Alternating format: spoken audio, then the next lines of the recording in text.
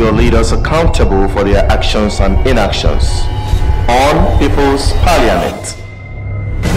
Join millions of our people worldwide live tonight on BVI Channel 1 as we bring you People's Parliament, where we sit face to face with our leaders in different capacity, asking them probing questions for their actions and inactions. Time 6 p.m. to 8 p.m. tonight. Call our mobile or WhatsApp on 0810-454-5533 or call our Skype BVI Channel 1 to ask your leaders questions and be the judge. If they fail to answer you on People's Parliament, they are not your leaders.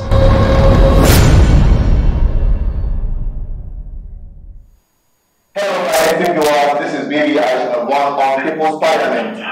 I want to first of all sincerely appreciate you guys for your continuous support, and those of you who like our past video, I appreciate you. Keep sharing it. And today I still have on the spot Barrister Emeka Emekesiri to continue on what we were discussing last time on People's Parliament. Today we'll be focusing on some certain issues boiling around the Biafran agitation. Today we have the Biafra Project Phase 2. I heard about this, and Barrister Emeka Emekesiri happened to be the leader or chairman of this Biafran Project Phase 2.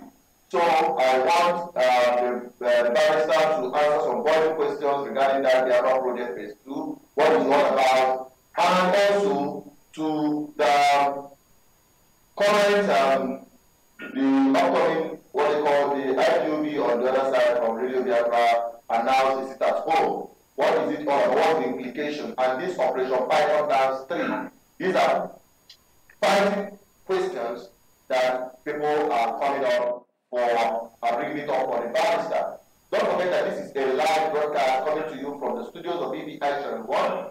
You are expected to call in to ask barrister a question if you have any question to ask him. If there is any submission you want to make, maybe as a way of contribution or advice, you can also call in through the lines you are seeing there on the screen. The number phone remains +234 if you are calling outside Nigeria. From outside Nigeria, you add +234. The numbers are 0810-4545-533. You can call it through WhatsApp, or you can also call it through the direct mobile line. Please, whenever you are calling us, make sure that you are listening where you are listening from, you mute the volume so that it wouldn't be disrupting our proceedings tonight. Hello, my people, don't forget, if you've not subscribed to this YouTube channel, please do that as we continue on this program. Do us a favor and do Biafra people worldwide a favor to share this live stream to all your contacts on WhatsApp, on Facebook, on Instagram, anywhere you can send them to. Let them sit in front of their system and listen to this program. Ask questions, don't blame anyone for not representing you well or not informing you properly. Information comes as a way of empowerment, and that is what we are doing right here on BVI Channel 1. Don't forget, we are not here for propaganda, we are not here to entice you with words. Here, we see it, we say it. That is how it goes for us on this platform. I want to sincerely appreciate you all for sitting back there, listening and watch this program to the end. Share it to your contacts, and let us bring on our barrister. Hello, barrister, you're welcome to today's edition on People's Parliament. Thank you very much. I'm glad to be in your midst. It was an amazing time with you the other time. We talked about the process which you are engaging, your roadmap, your master plan on how you intend to achieve Biafra. We've seen a lot of commentaries, we've seen a lot of compliments. People are actually following up with what we're doing. But today, there is a different shift in terms of what we are getting. The Biafra Project Phase 2. Please, can you intimate us what it is all about? But before you go on, we are getting a feedback, a noise from your end. Try to use either your earphone or your but just make sure that my voice is not coming as an echo from your back end. Then you tell us what it is all about. this Biafra project phase 2? Thank you very much. The Biafra project phase 2 is the project to establish Biafra as a regional government within Nigeria before outright independence. Now, why do we call it phase 2? Or why do we classify the Biafra project into phases? I thank God for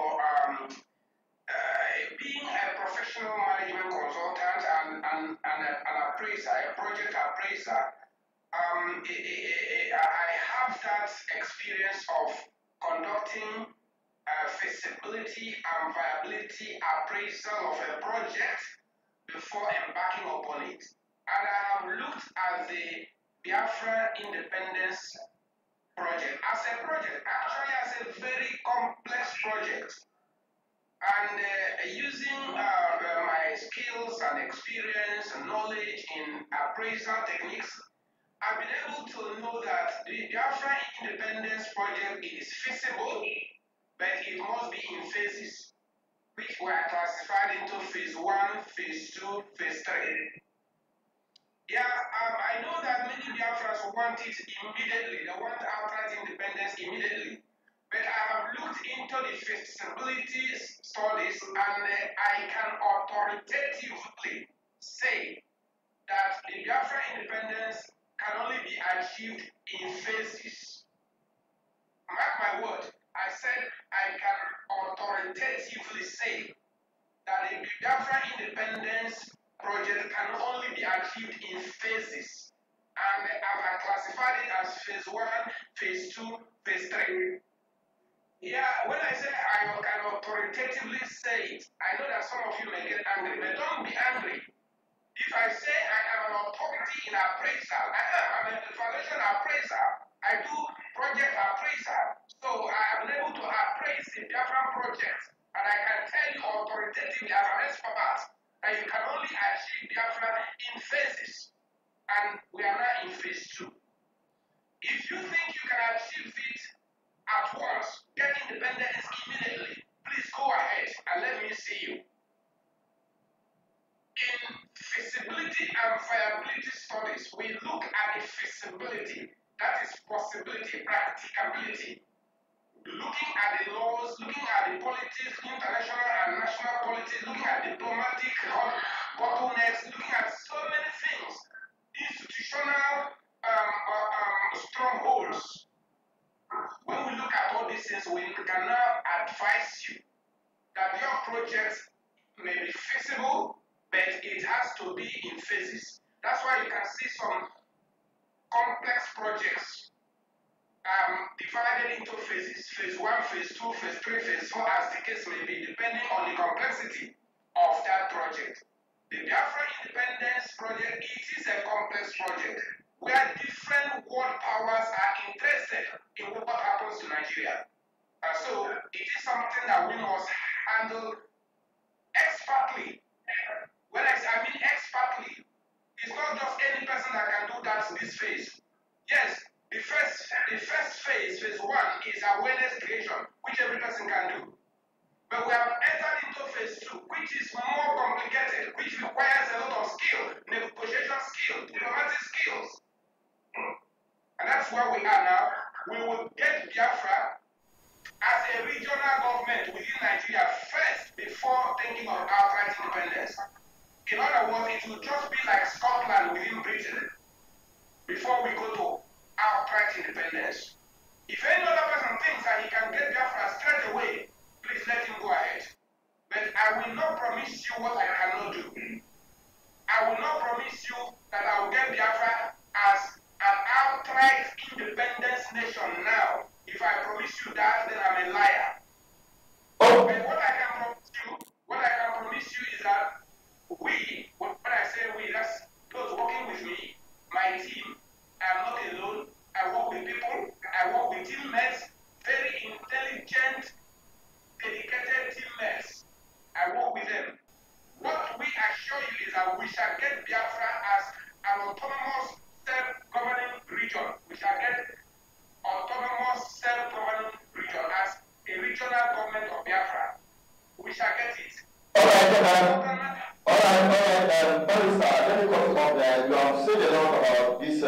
phase 2, phases of the Biafra project. Now, can you authoritatively tell our viewers out there that are listening or watching from all over the world what you've achieved in your phase 1, then what we are to be expecting from your phase 2, what it is all about?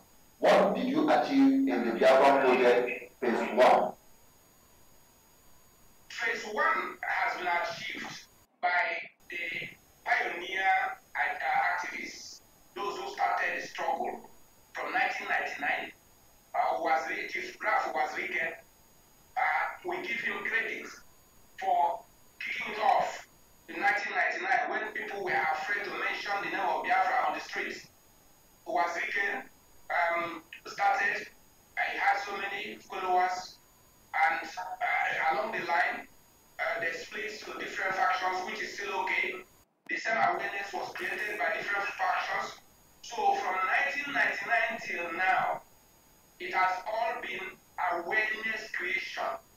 The Radio Biafra London, which also was established by Chief Raf Wazirike, who put Nnamdi Kanu in the radio, they did very well. They did wonderfully well. Nnamdi did very well in advertising Biafra all over the world, creating awareness all over the world. Yes, they have done very, very well to achieve phase 1, which is awareness creation. Now, after awareness creation, what next? Okay, let me come to, excuse me, Barrister, let me come to that before you talk about what next. You're trying to tell us that phase 1 is all about the awareness, the propagation, getting people to know about the Biafra People's fight for freedom. What has happened all these years is nothing but awareness, creating awareness. Is that what you're saying?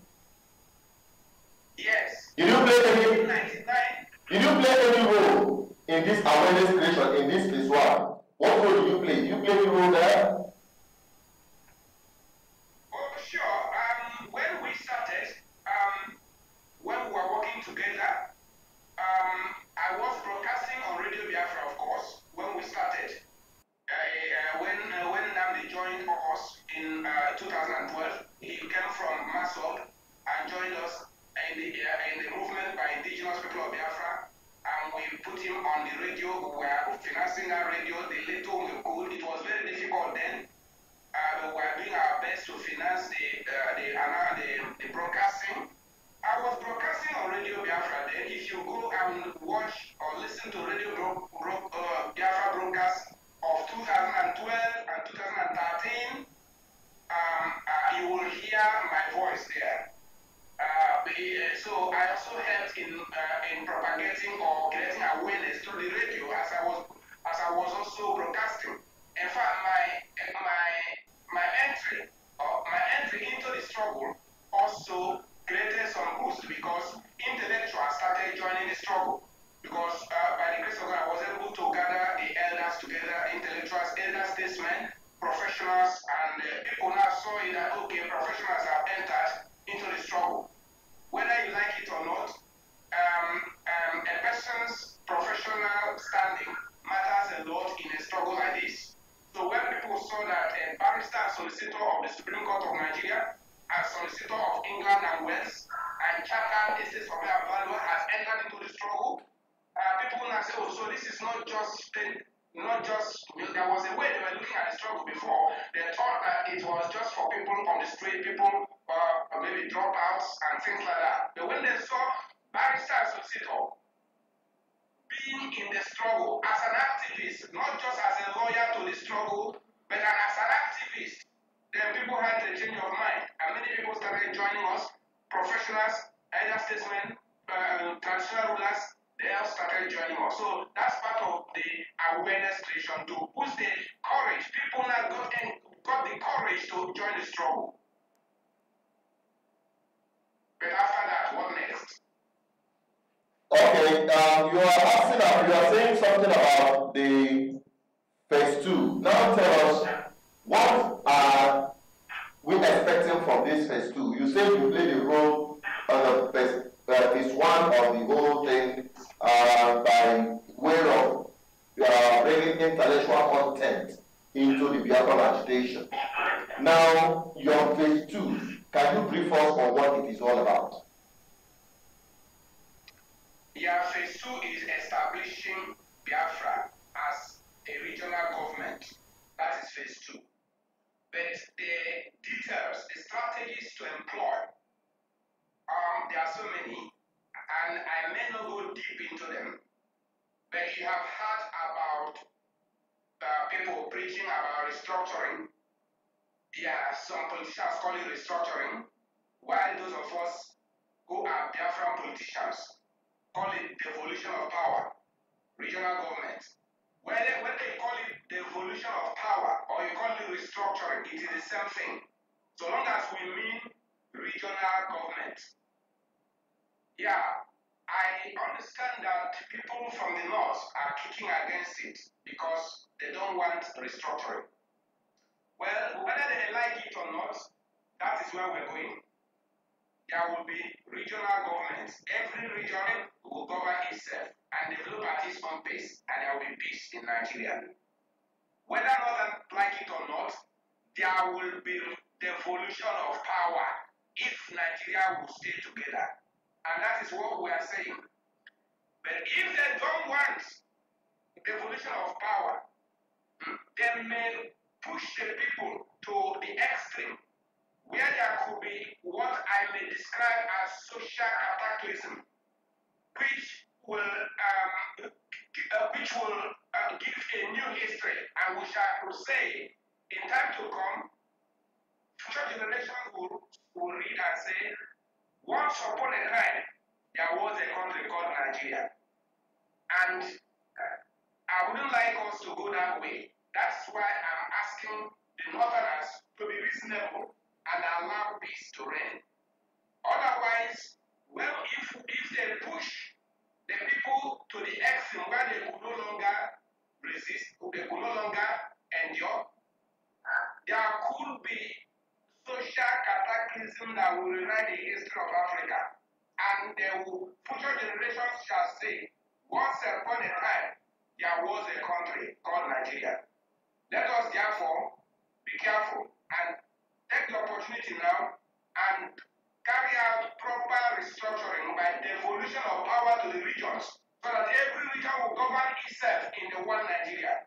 Every region will govern yourself, control your resources, pay an agreed percentage tax to the center for central governance, and develop at your own pace, manage your own resources at your own pace, develop at your own pace. We are still the same one Nigeria, just like we have in the United Kingdom, where we have England, Scotland, Ireland, Wales, 4 countries in one. All of them are British, and yet they have their independent regions. They have their indigenous identities, yet they are all British. So we want a situation where Nigeria will be restructured into regional governments, so that all of us, the Biafrans, the Arewas, the Luluas, all the countries will now be one Nigeria. It will be one great Nigeria, just like we have one Great Britain. Great Britain is a country of 4 countries. So there will be also great Nigeria that we have about 6 countries or more. So it's something that is beneficial for everybody. It's a win-win situation. Every person will be happy because it is still one Nigeria. The only thing is that every person will govern himself. Every region, govern yourself. Go back to your own root and govern yourself in the one Nigeria. Okay. Every person, go to your own roots. Okay, we have had this one Nigeria over the time. It seems that this one Nigeria concept is being forced down the throat of people, especially those in the southeast, have exhibited in practical terms this one Nigerianness. But those people in the north, those people in the west, they are not imbibed with the spirit of one Nigeria. In one Nigeria, we are seeing injustice, we are seeing nepotism, we are seeing ethnicity, where people from the southeast are still out of political positions. Now, you are talking about this same one Nigeria. What if majority of the people on the street, because they are shouting They don't want one Nigeria. They want Biafra. Now you're talking about one Nigeria. What is your concept about this your one Nigeria? And how does that link up to the Biafran independence? I am asking these questions from the abundance of concerns that we are getting from Biafran people. Now tell us why Biafran should believe in this your concept of one Nigeria that will always continue to be sold to our people, which have resulted to death and intimidation and harassment of the people of the southeastern Nigeria. Tell us what difference is it between your one Nigerian project analysis and that of the northern people's one Nigeria concept? We want to get that. Thank you very much. I said that the Biafra project can only be achieved in phases. Phase 1, phase 2, phase 3. Now, when we get phase 2, which is regional government of Biafra, where we govern ourselves, remember, every region will have its own parliament, have its own constitution. So, the regional government of Biafra will have regional parliaments, and we shall have our own constitution. Now, it is our regional parliament that can pass the bill of referendum into law for the Biafrans to vote yes or no for outright independence. At the moment, if you bring such a bill in the National Assembly at Abuja at the moment, they will kill it. It will not succeed because we don't have enough members in the National Assembly to vote and push the bill to sail through. But if you pass the bill at regional level, all the Biafran politicians, Biafran activists at the regional level can easily pass the bill into law. So it is only at regional level that you can pass the bill of referendum into law. So it is better we organize ourselves, govern ourselves as Biafrans in a regional government for some years, and within the years you get yourself in order. You prepare the grounds, you build up the structures, develop your land, build up your resources, your airways, your seaports, and so on. Get yourself ready for eventual outright independence if the people vote yes for independence. It is necessary that you have this. Listen, let me tell you something, an advantage. If we organize ourselves, assuming something catastrophic happens to Nigeria now by an act of God, assuming something happens this night by an act of God and Nigeria disintegrates this night, who will gather us together? Who will gather us together? Is there a structure, a government structure that will gather us together? Assuming Nigeria disintegrates this night by a catastrophic event, an act of God. You can see it's always good to organize yourself with a kind of structure, governance structure in your region in case anything happens. So regional government is the best option in the short run. When we have organized ourselves, managed ourselves, governed ourselves for a few years, then you can go for outright independence. So we are not saying one Nigeria, we're not saying one Nigeria forever. It is phase 2. And the phase 3 project is when there will be outright independence at the phase 3 project. I have not promised you phase 3. God, unless God wants me to live up to phase 3 or to do phase 3, God will raise someone for phase 3. But God has raised us, I and my team, for phase 2. I work with all the people that believe in phase 2. I work with us, I work with the Biafran politicians, I work with Ohades and Igbo, preaching restructuring. It is the same thing by talking that they are talking in a different language. But we're saying every region go and govern yourself and develop at your own pace. Okay, Barrister, you have spoken very well on this your phase 2 project. So in this phase 2, the other people are expecting a regional government. In this your phase 2, the other people are expecting a regional government where the Southeast will be on their own, probably going back to the 1962 structure where you have regional government, the Eastern government, the Northern or the Southern. How is it packaged? You say you are talking about, because from what I heard from our SNP president, he stopped talking about the three regions.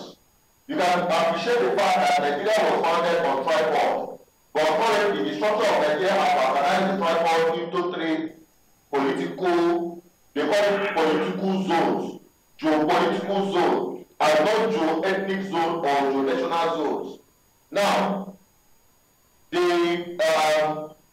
current proposal by our amendment, which you are advocating for, is the regional government based on the six geopolitical zones in Nigeria.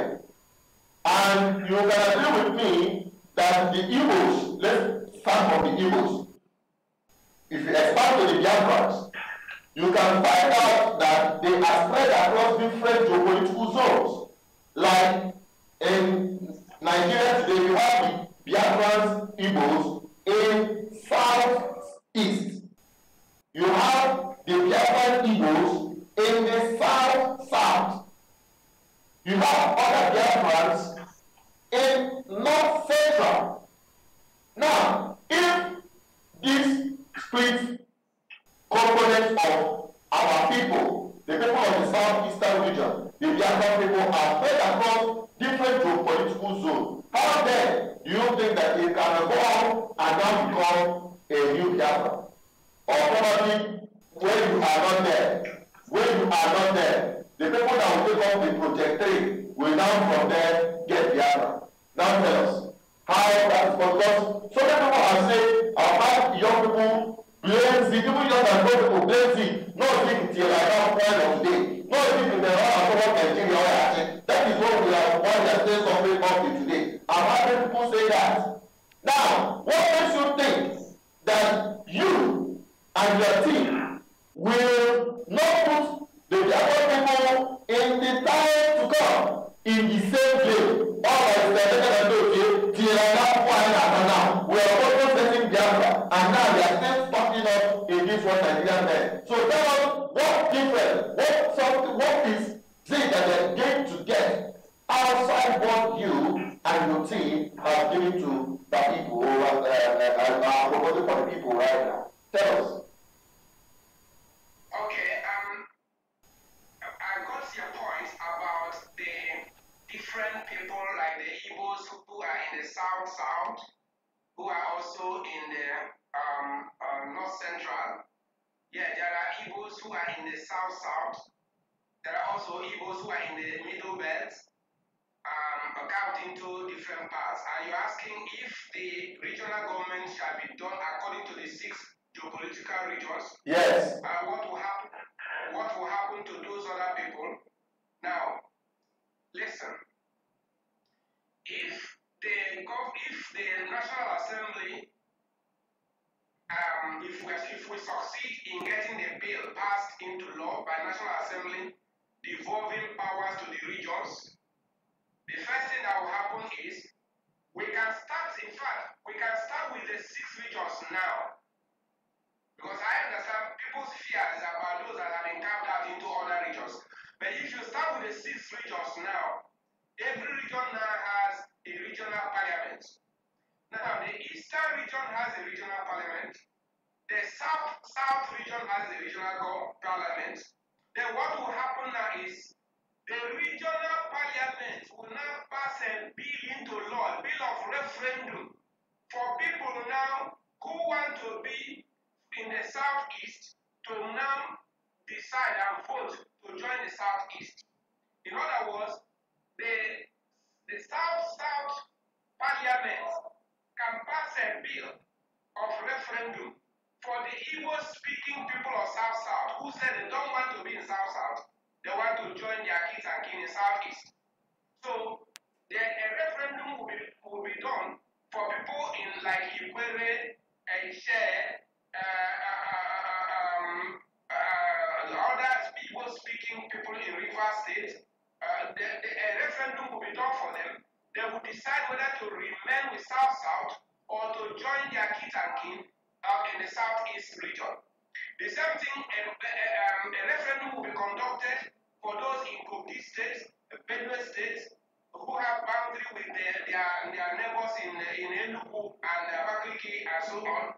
They will also vote in a referendum whether to join their kit and kin in the south or to remain in Benue State. So nobody shall be forced, because those in south, for instance, the Ikwere, Eje, Egbe, and the others, they have to freely decide whether to join their kit and kin in the southeast or to remain in south. You don't force any person. It's only the regional parliament that can do a referendum for them to decide. And if they decide to be in south, so be it. If they decide to join their kit and kin in southeast, so be it. But it has to be free will, free decision. So it does not disenfranchise any person at all. Regional government is the best, because the regional parliament will pass the bills into law for referendum. It can be referendum for people to now join their kit and kin, or it can be referendum for outright independence from Nigeria, to pull out entirely from Nigeria. So it is the regional parliament that has power to pass bills into law and decide the future of their people. Now, there is a problem there. I will tell you this. Now, you mentioned that if you and your team are able to persuade the National Assembly to get the recognition of regional government, passing it into law, then that is how you will be able to get the so-called restructuring that you are agitating for on the Biafra Phase 2. So your Biafra Phase 2 is all about restructuring Nigeria to the regional government, which will come when the National Assembly passes it into law. Now the problem there is, with the Nigeria current structure, where those that have brought held grip on Nigeria have refused to agree with you on that restructuring, they are preposterous at the National Assembly. They have more seats at the National Assembly, both at the Senate and at the Federal House of Representatives, and even at the executive level. And in the judiciary, they are preposterous, they are in charge, and they are saying in clear terms that they will not allow Nigeria to go into regional government. I was watching one program on one of the national television where a senator and some other leaders of thought were taking questions, just like we're doing right now.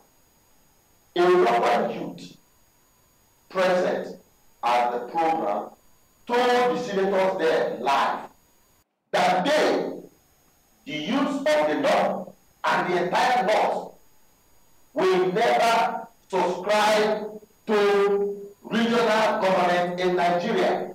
That they see regional government of Nigeria as a total breakup of Nigeria. To an average Northerner, he or she sees what you are talking about as asking for breakup of Nigeria.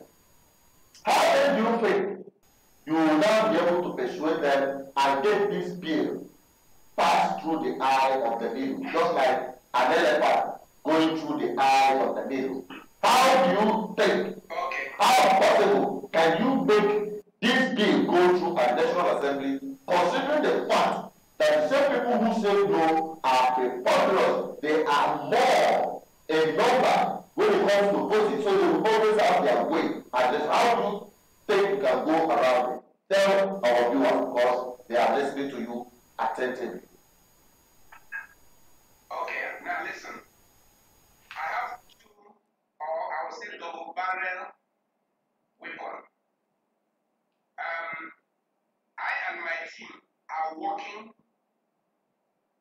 on using two weapons. we say judicial and political or diplomatic. And what we mean is that already Nigerian government have committed itself to this thing we are talking about. On the Al Jazeera interview, the president of Nigeria gave instruction to Biafras to organize themselves and vote for a state within a state. Maybe some of you listened to that interview on the Al Jazeera when the president of Nigeria, President Muhammadu Buhari, was interviewed and was asked, what do you intend to do? How will you handle the Biafran issue?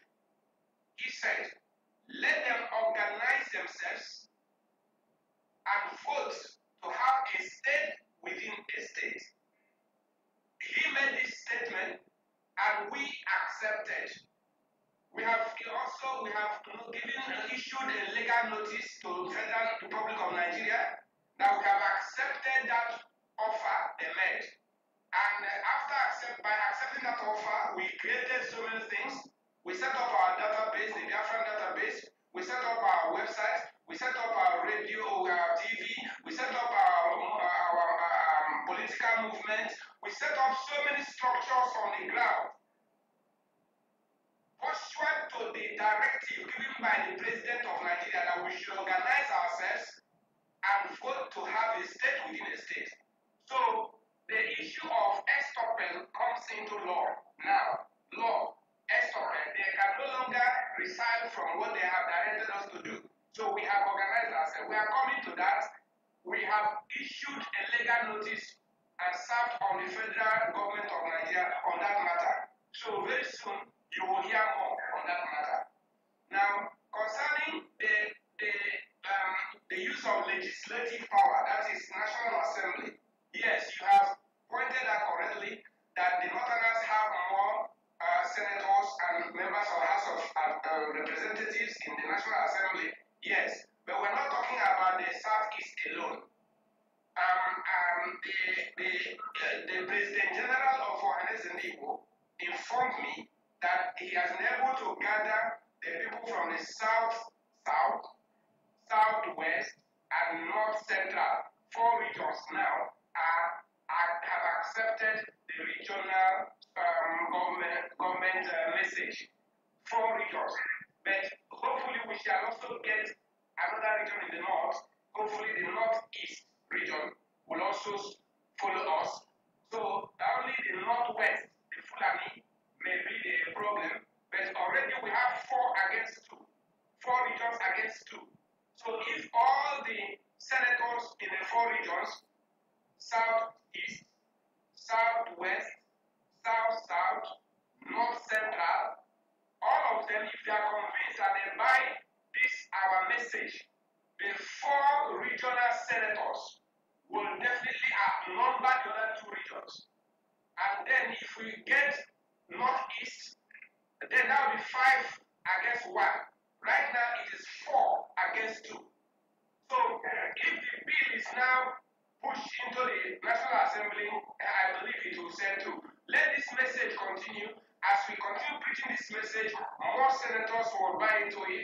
Senators of the 4 regions, most of them that are yet dancing or are still in the fence for now, they will get convinced. And when we have 4 regions, all the members of the National Assembly from the 4 regions voting yes, I don't think 2 regions can override our votes. Let this message continue until we get there. All right, and let us go to our viewers and listeners all over the world. We have been hearing the voice of Barrister Emeka Emekesiri, whom we have right here on the screen, telling us about his own plan and the Advert project. Don't forget that this is BVI Channel 1 on People's Parliament, where we bring in people who are taking for Biafra to tell the Biafra people what they are doing, how they are doing that, and what the Biafra people should expect from them. He is talking about the Project 2, the phase 2 of the Biafra project. He's talking about restructuring and all that, and we're asking him questions from the abundance of concerns Biafra people are raising. So people are dropping their comments, or canceling all the comments there. If you have a question to you have a submission to make, please make. Don't forget that this is a live broadcast coming to you from the studios of BVI Channel 1, bringing you this live program so that our people will have a say in their affairs that concerns them, especially as the Biafra people are staying for self-determination through the due process of law.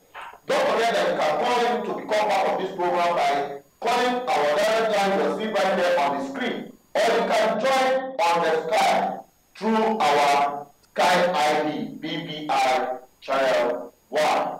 So we're expecting your call. When your call coming, we will take it. And bear with us that we will not be always, we are working on our technicalities and all that, our logistics, to be bringing you this program every evening on important issues, bringing others, not just Barrister Emeka, but many other leaders, not just only in their struggle, but every leader or anyone that is carrying the responsibility of our people in any capacity.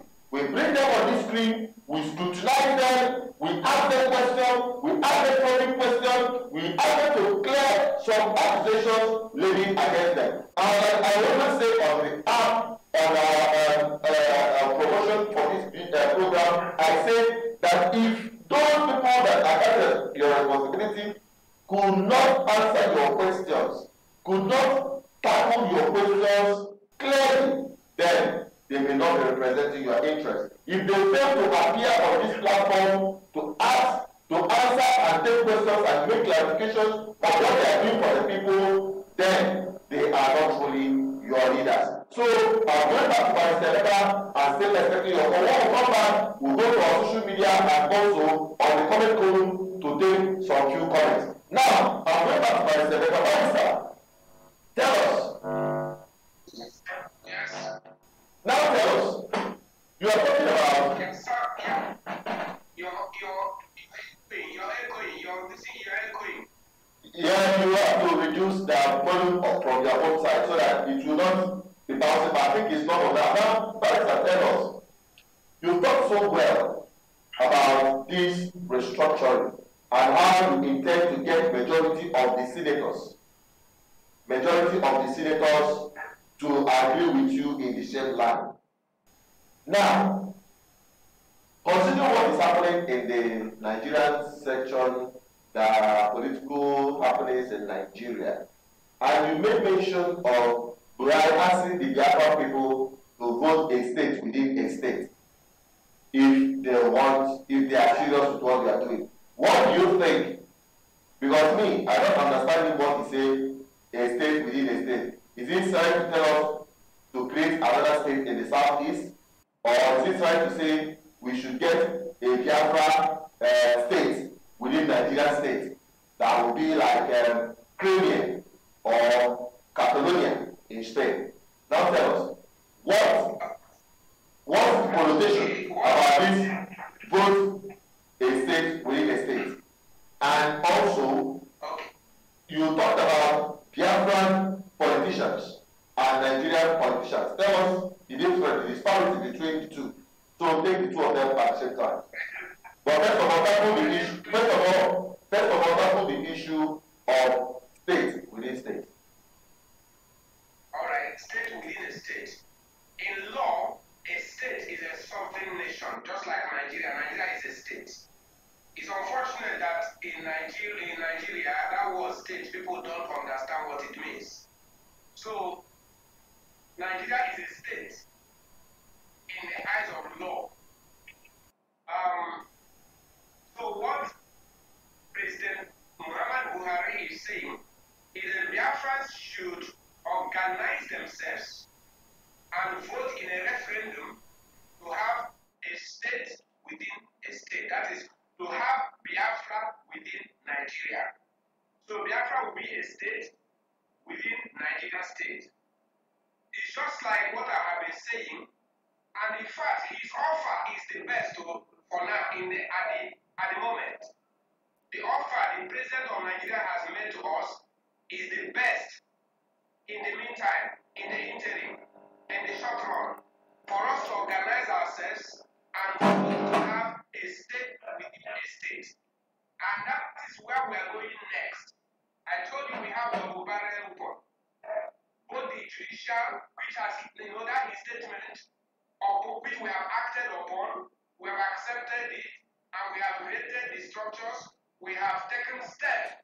It's like bad performance in contract.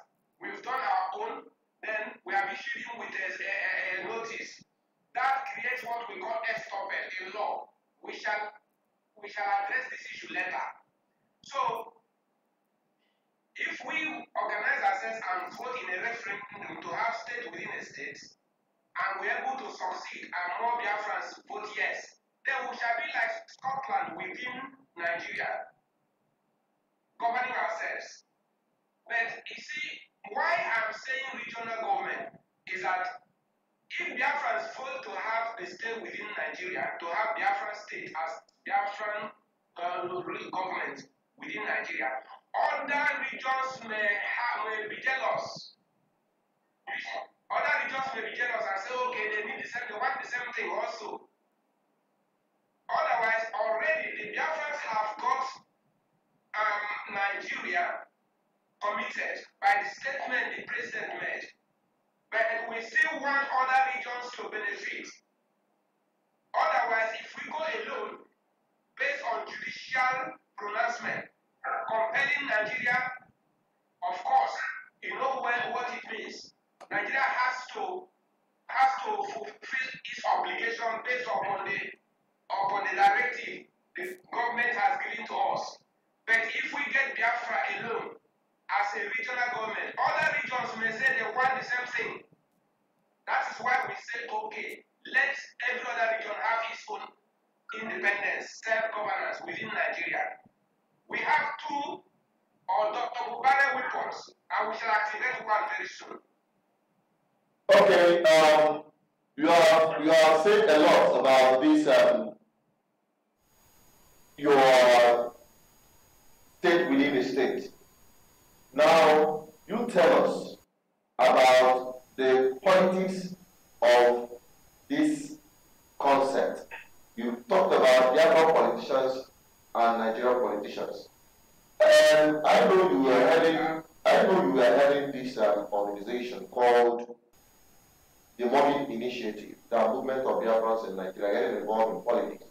And you said that if Biafran people were able to take over the seats of power in the southeastern Nigeria, that they will be able to push for a diplomatic engagement effectively. Now you're talking about you're also talking about two barrel guns where you get other regions to accept regional government or devolution of power as the organized Igbo is propagating. Tell us, what's the disparity between your concept of Biafran politicians and Nigerian politicians? What's the difference between the two? Yeah, the Biafran politicians are the Biafran activists in politics with a mission to restore Biafra. When I entered into the struggle, I asked some questions, and the pioneers said they don't want to be involved in Nigerian politics. That they don't want to be involved in fact, not only Nigerian politics, but Nigerian law. Anything about Nigeria is evil. Their law, their politics, everything is evil. That's what they said. So because of that, the pioneers of the Biafran struggle did not participate in Nigerian affairs. Even ordinary census of 2006, Chief Wazirike told the Biafrans not to be counted. And today, the Southeast is the least, well, not officially the minority region in Nigeria, officially. And that is the official record that the whole world is using now. I was so embarrassed in England. One day I was in court arguing for our client. There is one client from Igbo, an Igbo client, and an issue came up, and we were arguing. The judge said, after all, look at the population. Igbos. So, and she stated it. I was embarrassed. So the judge was trying to say that our population is very small compared with other regions. So they are using the 2006 population census. That is the official record the whole world has now. And who caused it? Chief Rafo Wazirike and his group. He caused it innocently. He did not know. I will not blame him. That is the level of knowledge or understanding he had. But right now, I think he has understood his mistakes. So many other pro-Biafra activists made mistakes. Like those who said, do not participate in politics. Those who said, boycott the election, boycott. I told them, you are making a mistake. They said, if you boycott the election, the election will be invalid. That in the Anambra election, that if you boycott 60%, it will be invalid. I even wrote, at that time I wrote and countered them and said, you are lying, it is wrong. The Nigerian Constitution has not stipulated any number of voters to validate the election. That even if only the governorship candidate and his family and his friends, only his family, his friends, or if the only ones who go to the poll to vote, that the governor will be elected as the governor. In fact, he will be elected unopposed if others don't want to contest. But they refuse to listen to me. I had somebody say that total number of voters in Anambra State, registered voters, was 2.4 million people, but only 400,000 voted. So 2 million did not vote, only 400,000 voted and decided the affairs of the rest of the whole of Anambra State. So 2 million were at home eating offensala, while 400,000 decided the fate of the millions.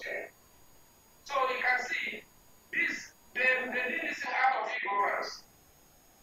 Because whoever was teaching them told them that if they could boycott the election 60%, that the election will be invalid and will be nullified. It's a lie.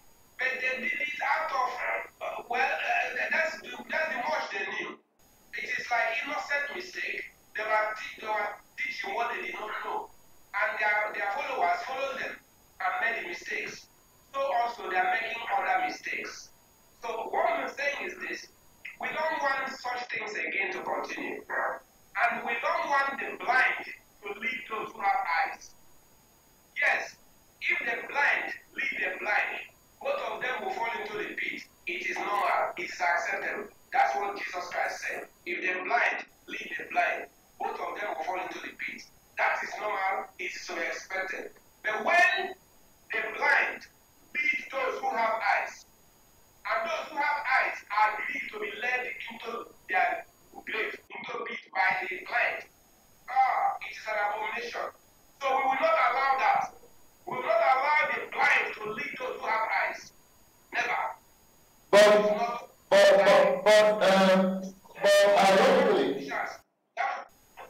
Ironically, sir. Okay, go ahead, continue, finish. Hold on. Biafran politicians are politicians who are knowledgeable in law and politics. It's not like Nigerian politicians. We are illiterate with those who have eyes, or those who are intellectual. You see somebody with ordinary passing C's, first school living certificate, being the president of a country, and his vice president, the vice will be BSc, LLB, BL, LLM, PhD, professor, and vice. Become a boy, whereas your guy is just elementary 6. We don't want that. We want people who know the way to live. So that is your clear definition on the description of the Biafran politician and Nigerian politician. Yes, I said the Biafra politicians are those who are in politics with a mission to restore Biafra. Okay, somebody will ask. Excuse me. Somebody will ask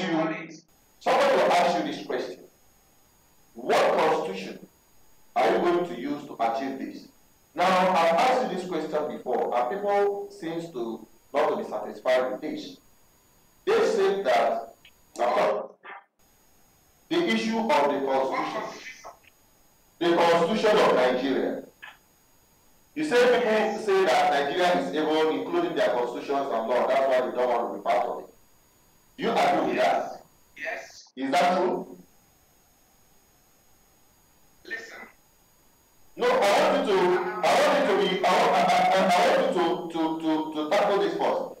Is the Nigerian constitution good? Because I've heard some lawyers who say that Nigeria has the best constitution, but just the implementation. While others say that Nigerian constitution is not the people's constitution. In fact, it started with a lie that we the people, whereas it is not we the people.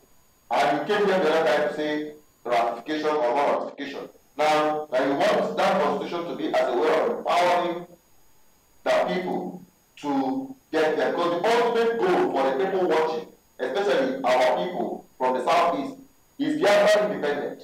And the majority of them will say they want outright independence. And I know if I ask you to choose between outright independence and this restructuring, I know you will choose outright independence. Or am I correct? Am I wrong? Okay, now listen. If we are given the choice now for outright independence or regional government, we shall go for outright independence. If we are given a choice now for outright independence or regional government, I will go for outright independence. But looking at the whole situation, looking at the circumstances now, it will not be possible for outright independence. I have told you there are many world powers who are interested in Nigerian affairs. And I and my team, we have engaged powerful nations, countries that are interested in Nigeria, and they have told us clearly that they don't want Nigeria to break up and that they will fight. They will fight to make sure Nigeria does not break up. I have told you this. I hope you know your strength. Now, can you battle with these world powers who said they will support Nigeria and fight? Let me tell you, it is not news. The British government says they will support Nigeria. The French government says they will support Nigeria. German government said they will support Nigeria. Many of the world powers said they will support Nigeria. So in the circumstances, if you think you can get outright independence now and break up Nigeria, please go ahead, I will support you. But I have looked at this. I have told you, I am a professional appraiser, project appraiser.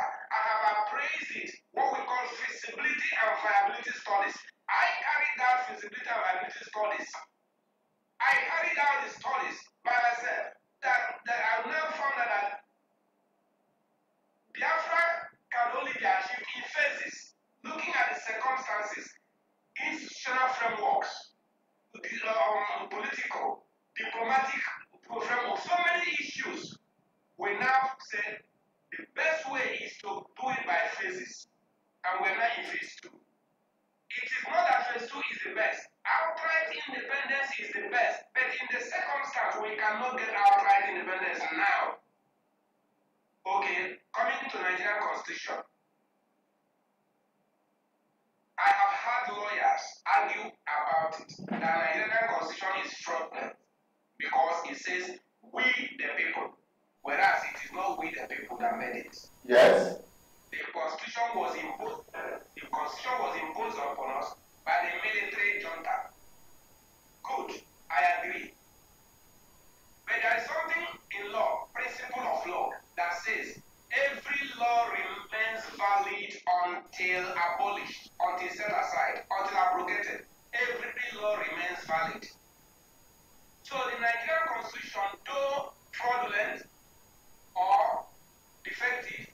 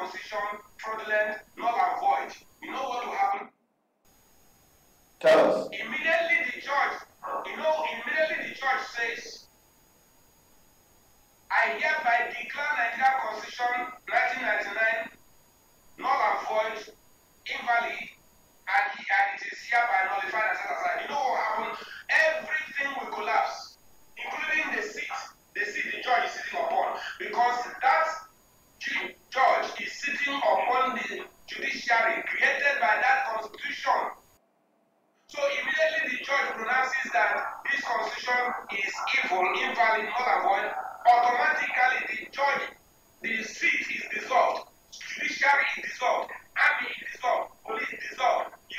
Everything, your certificate, your degree certificate dissolved, your C of O, certificate of occupancy dissolved. Every certificate, every structure is dissolved automatically. There will be no army, the military, every function will dissolve, civil service will dissolve, everything will dissolve. The states were created by the constitution. If you look at Nigerian constitution, you will see the states created. You see the local governments created. Once it dissolved, everything is dissolved. Army, police, everything is dissolved. And nobody can arrest any person if you kill someone on the street because there's no more army, no more police. There will be anarchy, lawlessness everywhere. Assuming a judge decides to proclaim that, there will be anarchy, doom, there will be, it's unimaginable. Okay. I think we are. Because of that, a judge will rely on the public law principle of salus populi et suprema lex. Salus populi et suprema lex is a public law principle that says the safety of the public is the supreme law. So before a judge will pronounce anything, you look at the public, the safety of the public.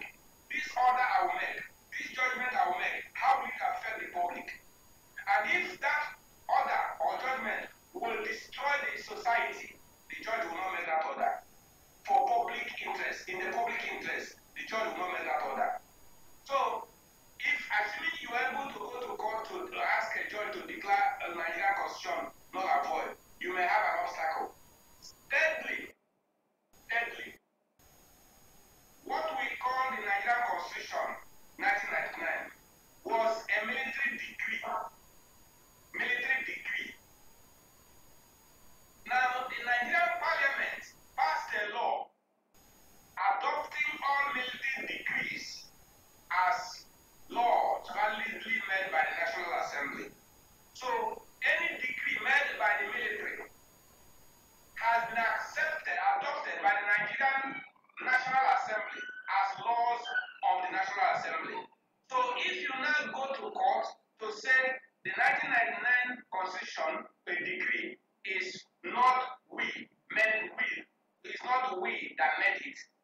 Oh, the other opponents will tell you that the National Assembly has ratified it by the law, adopting it as we, the people, made it. So you have another problem to battle with. But I don't want to discourage those of you who want to go to court to fight it. Go ahead and let us see what your argument will do, how your argument will prevail. But you better get ready because you are going to have obstacles from the other side. All right, Barrister. I want to sincerely appreciate you for your time. We are coming to the end of this program. We have lots of commentaries, but none of the commentaries there are actually questions. And it's just about some people saying, oh, hail Biafra, we want Biafra, we want freedom, we want Biafra right now, and all that. The restructuring, many of the people are saying that they don't want this restructuring, they want outright Biafra. Now, because of that, I will not go into that. That one is a different ball game. But I want to sincerely appreciate you, the barrister, for giving us your time to come on this platform for the second time to elaborate and to answer questions that boils around what you are doing and how you want to get Biafra for our people. I appreciate you for that. And if you have a parting words, please drop it in just 30 seconds so that we'll wrap it up on today's edition. Yeah, I mentioned that the president of Nigeria said we should organize ourselves. So part of organizing ourselves is what we are doing. So I direct every person listening to me to go to our government website. We have set up our Biafra government website, ipopgovernment.org, www.ipopgovernment.org. Make sure you write the government in full, ipopgovernment.org. Click and go to the website and then follow the instruction and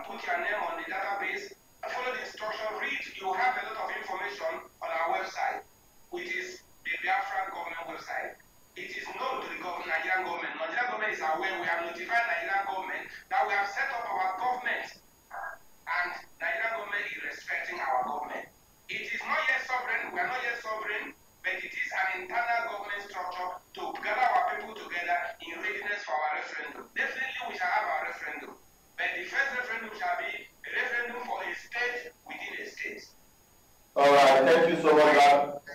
Okay. Thank you so much, Barrister, for your time. I appreciate you. And we hope subsequently we're going to bring you to answer more questions as they come up. And to my esteemed viewers out there, I appreciate you for watching this far. Thank you for following us on today's edition of People's Parliament. It is a live broadcast. We expected your calls to come in, but definitely, and I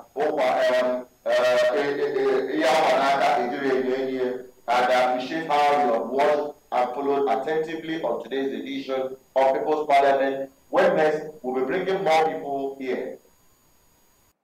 We mentioned the issue of constitution and those that want the constitution to be shut down. Barrister has said that those who want to shut down the Nigerian constitution or to shut down the Nigerian system, please, if you know how to do it best, do it. He can't stop that. But he himself do not have the capacity to do that. So whoever that is saying that he wants to shut down the Nigerian constitution, we will bring the person right here, not to tell us how he wants to do it, obviously. He may say that it is classified, it is not meant for the public, but there are things, there are information of what the people will need to know from him on how he intends to shut the possibility, if you look at the possibility of shutting down the Nigerian constitution. So we'll be bringing other pro-Biafra leaders who are proponents of shutting down the constitution. And also some other Igbo organizations. We have an Igbo Development Foundation, we have our Igbo, we have other Igbo World Assembly and all that. We are going to bring all of them here to tell us what they are doing for our people. We are going to even bring politicians, those who are even applying for any political office. Whether you say, I'm not interested in politics, if you go to any offices last week and see what was happening there in terms of the people who are turning out to be part of the election, you will be amazed. So people are already getting sent to be part of the political process. So I'm not interested in telling you whether to be interested in politics or not. But the truth of the matter is that we'll be bringing politicians, whether Nigerian politicians or Biafra politicians, whatever kind of politics you are playing, we are bringing you to this People's Parliament to answer questions, probing questions. Not the this one. We need to hold these people accountable. We need to make sure that these people will not continue to take the people in general. Now we, the government, the real government, we don't want these politicians to take us for granted. I still remember Social Peters, still appreciating you for liking and sharing, and also don't forget to subscribe to our YouTube channel. From the links, you will see our apps for our mobile apps, the Android, Windows, and iOS. Download them and get all the information at the tip of your finger. Don't forget to visit our website for more news, www.bvichannel1.com. Till I come your way next time, I still remain Associated Peters, saying, stay blessed, and above all, be safe. Goodbye. 45533 or call our Skype BVI Channel 1 to ask your leaders questions and be the judge. If they fail to answer you on People's Parliament, they are not your leaders.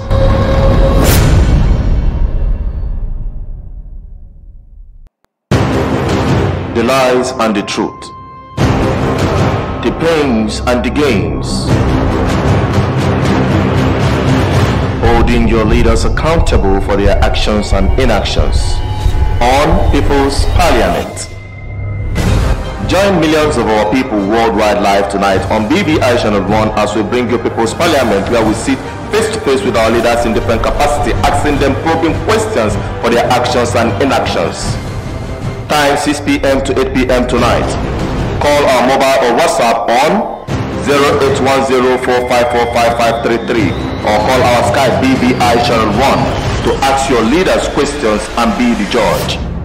If they fail to answer you on People's Parliament, they are not your leaders.